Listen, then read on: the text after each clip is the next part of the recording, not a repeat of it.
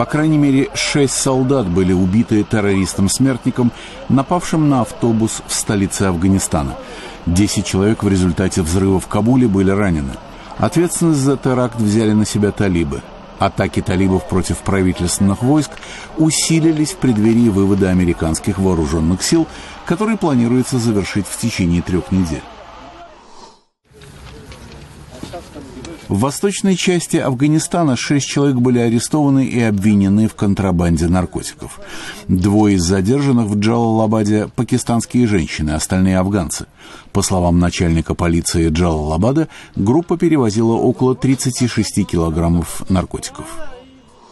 В Москве сторонники чеченского лидера Рамзана Кадырова прервали пресс-конференцию правозащитников. Вы защищаете преступников. Вы яйца потеряли. Пресс-конференция была созвана в связи с распоряжением Кадырова о том, что родственники боевиков, участвовавших в недавних убийствах в Грозном, подлежат депортации, а их дома должны быть разрушены. Дома нескольких родственников были действительно сожжены, что вызвало широкое осуждение. В Кыргызстане гражданские активисты стараются объединить интересы водителей бишкекских такси и малообеспеченных пассажиров. Те шоферы, кто согласен разводить людей бесплатно или за умеренную цену, получат специальную наклейку на машину, указывающую на водительскую щедрость.